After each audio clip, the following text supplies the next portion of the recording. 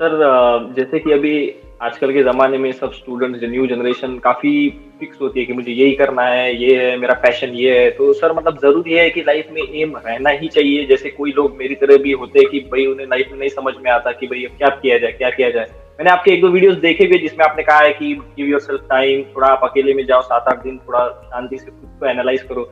लेकिन सर फिर भी वो इतना ईज़िली निकल नहीं आ रहा कि क्या करें? काफ़ी फ्लक्चुएशंस होते हैं, माइंड में थॉट्स आ रहे हैं। तो क्या ज़रूरी है कि लाइफ में एम होना ही चाहिए? क्योंकि आजकल ये बहुत क्वेश्चन पूछते हैं लोग, एम क्या है? तुम्हारा एम क्या है? तुम्हारा एम क्या है? तुम क्या करना चाहते हो?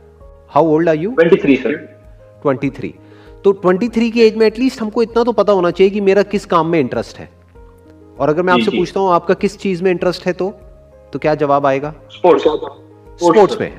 सर ये बहुत बाद में ध्यान में आया सर। मतलब इंजीनियरिंग में आ गया मैं, उसके 3 साल बाद मेरा दिमाग चलने लगा आपके वीडियोस देख के, फिर मेरा दिमाग उतना विकसित होने लगा, फिर समझ में आ गया ओके इस तरीके से होता है। अच्छा, तब तक बस इंजीनियरिंग 12th हो गई, चलो इंजीनियरिंग कर लो, तो इस तरीके से वो फ्लो में हो गया सर। इसको ध्यान से समझते हैं कि एम हम कहते किसे हैं और एम क्या होता है।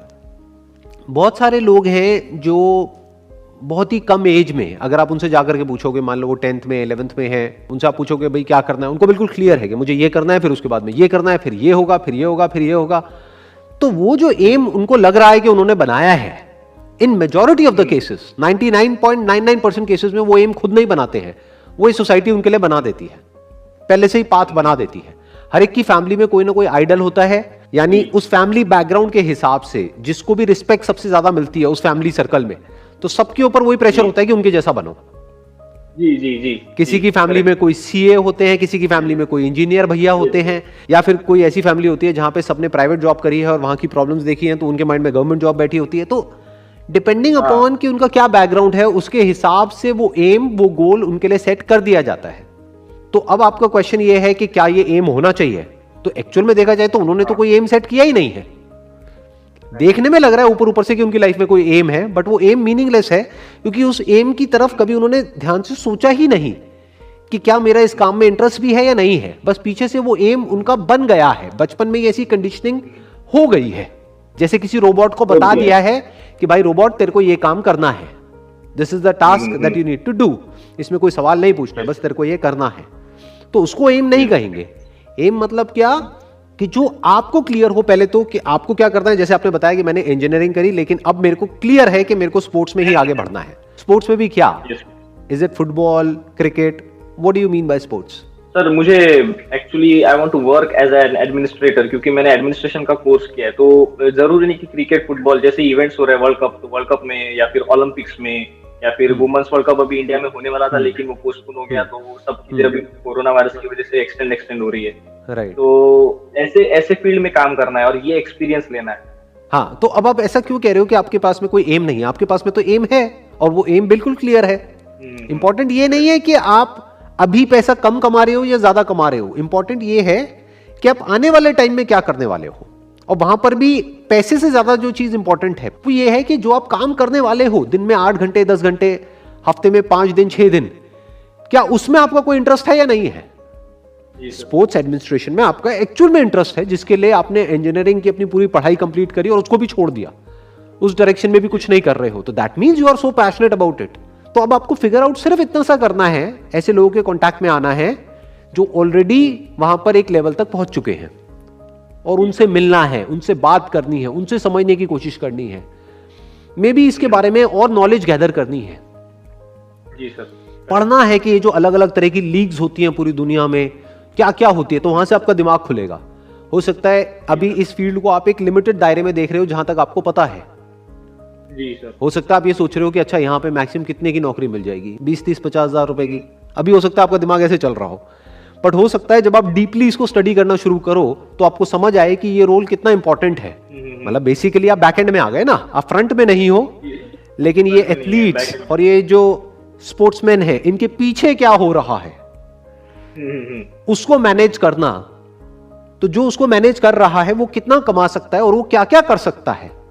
हो सकता है वो सारी चीजें आपके माइंड में अभी हो ही ना हो, क्या सकता है पक्का होगा ही नहीं। तो जब आप स्टडी करना शुरू करोगे, इसकी डेप्थ में जाना शुरू करोगे, तो आपका माइंड क्लियर होगा कि ये पॉसिबिलिटीज है, और हो सकता है वो पॉसिबिलिटीज जहां तक आप सोच रहे हो उससे बहुत बड़ी हो। इसी फील्ड में आपको ऐसे ऐसे लोग देखने को मिल जाएंगे इंडिया में भी और वर्ल्ड के अलग अलग पार्ट्स में भी, जो लाखों रुपए महीने का कमा रहे होंगे। Yes sir. और एक बार को मैं कहता हूं in the worst case scenario नहीं भी कमा रहे, अरे यार आप 50,000 रुपए महीने का भी कमा रहे हो, but at least you are doing what you really want to do. इससे बड़ी चीज क्या होगी?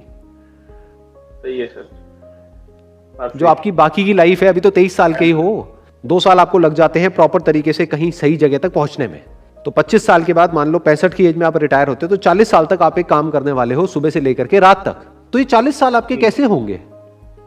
मान लो लाखों रुपए आपने नहीं भी कमाया, 50,000 रुपए ही कमाया, बट वहां पे जाने में आपको मजा आता है, वो करने में अच्छा लगता है, वो देखने में अच्छा लगता है, वो एनवायरमेंट में आप होना चाहते हो।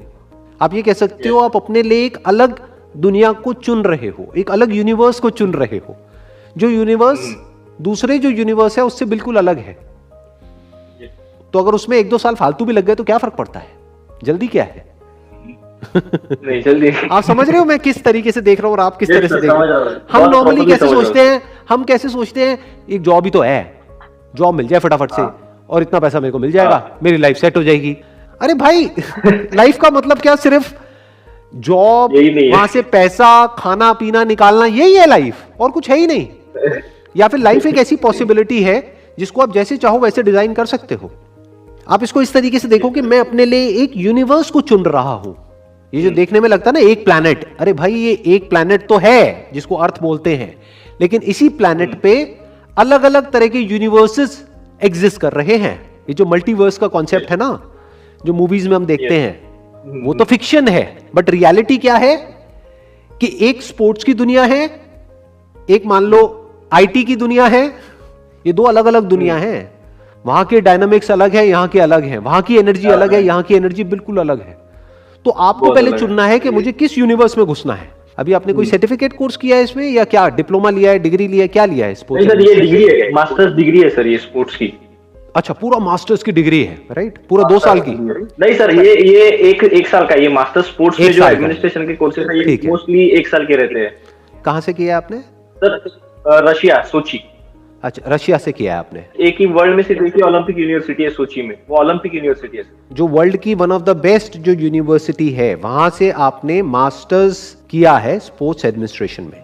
Correct me if I am wrong, मैं ठीक कह रहा हूं? Yes sir, correct. तो आप अपने आप को अंडर एस्टिमेट क्यों कर रहे हो भाई?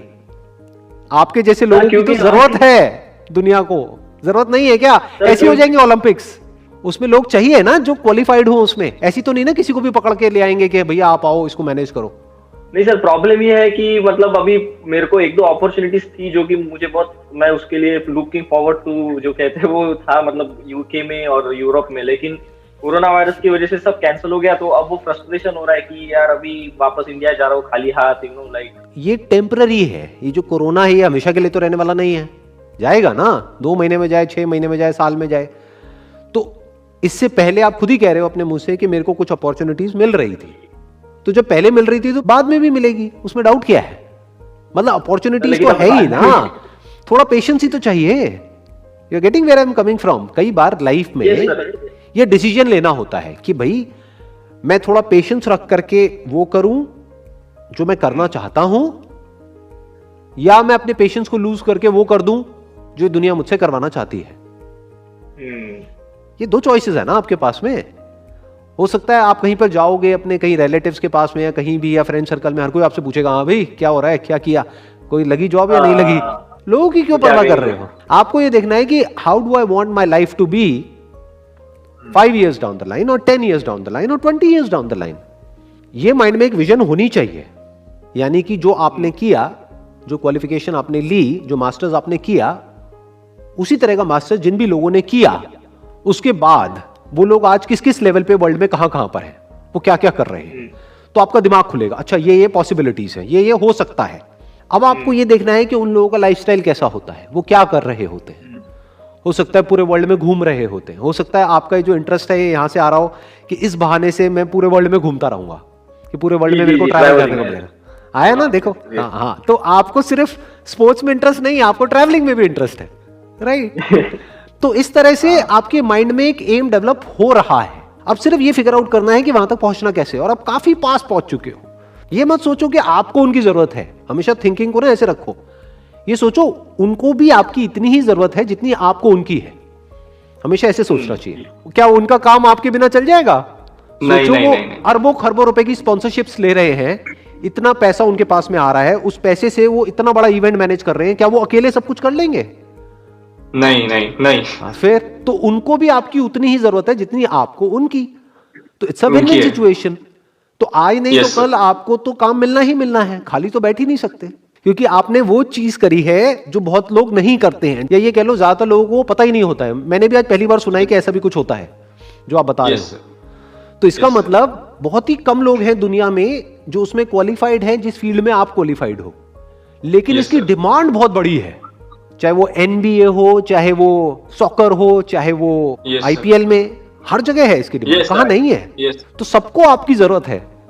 तो अपने आप को इस तरीके से देखो। आई होप कि आपको आंसर मिला है आपके क्वेश्चन का, जो आपने सर बहुत अच्छे से आंसर मिला है sir. Thank you very much sir, thank you very much.